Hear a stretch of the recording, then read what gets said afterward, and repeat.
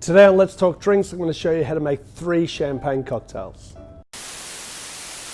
Okay guys, so I love drinking champagne and champagne cocktails are awesome as well, and I'm going to show you 3 of my favorites. And the first one is just really simple. Now, I would normally make this cocktail, it's called the Mimosa, in a flute style champagne glass. However, here at the 18th Amendment Bar, we serve our sparkling wine and champagnes in the old cupettes because we are a prohibition style bar, and that's how they were drunk back in the 1920s and 1930s. Really simple though. 90 mils of freshly squeezed orange juice. It's important to use the freshly squeezed, not the bought orange juice.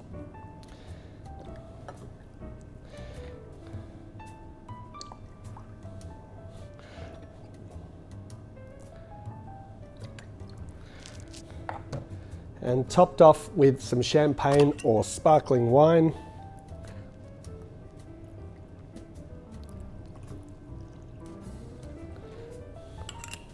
That's the Mimosa. How simple is that, right? Let's give it a try.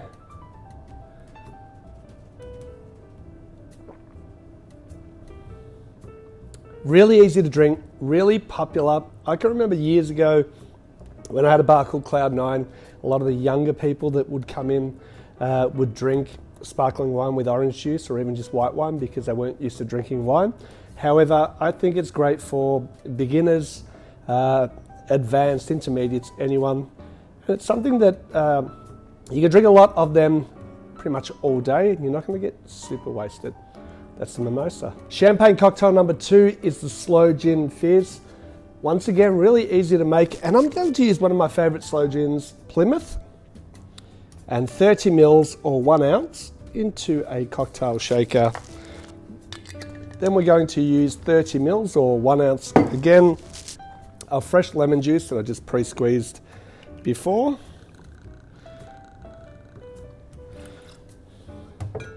$10 mils of some sugar syrup. Give that a shake.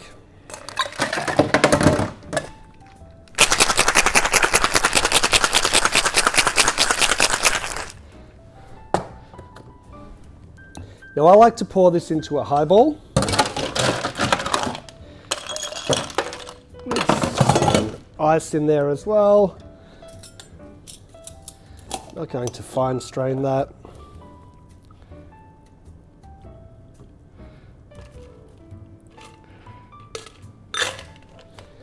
And once again, topped off with some champagne or sparkling. I'll be honest with you, I don't use champagne in these style of cocktails. I like a really nice sort of sparkling wine, mainly because of cost. To have a really nice champagne in a cocktail that's going to get overpowered by a lot of the citrus and stuff like that. For me, my personal opinion, I don't do. I'll give that just a little bit of a stir to integrate that champagne with the rest of the ingredients. For my garnish, I'm going to use just a lemon twist, because as you know, for those of you guys that subscribe me, I like really simple garnishes. And that's a Sloe Gin Fizz. Looks so good too. Let's give it a try.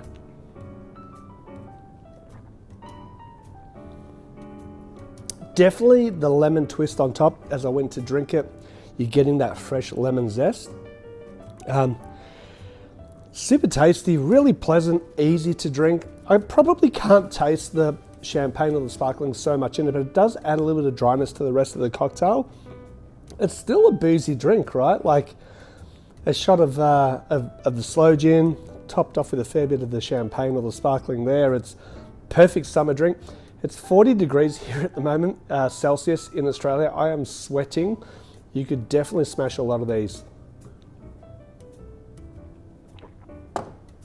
Yeah, beautiful.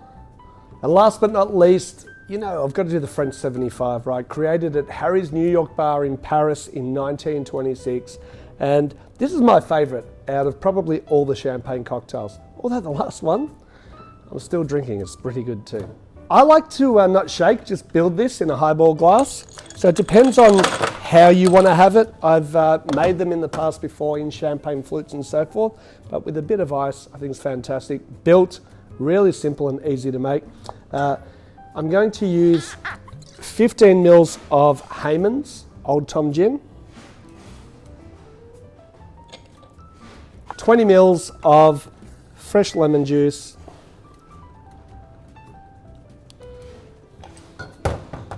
10 mils of sugar syrup. Going to give that a little bit of a stir.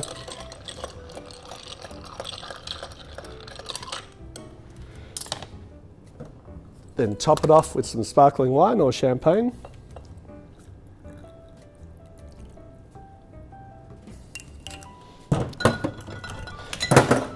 This is where I don't give it too much of a stir once I've added. I sort of just bring it up a couple times with my bar spoon to mix the gin and the lemon juice, but I don't want to sort of like ruin the bubbles of the sparkling wine as well.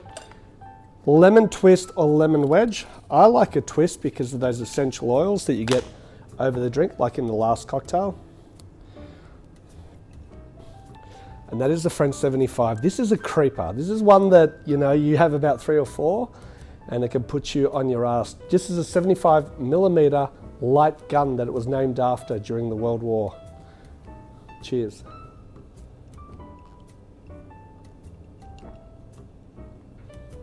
Yeah, that's really good. It's a Tom Collins with sparkling, you know, so it's even boozier, a little bit stronger, and absolutely delicious. Guys, if you've got a champagne cocktail that I don't know about or you've created something, please comment below because I would love to do a couple more videos. I need some more recipes for champagne cocktails for my bars. Please like, subscribe, and I'll see you again soon on Let's Talk Drinks.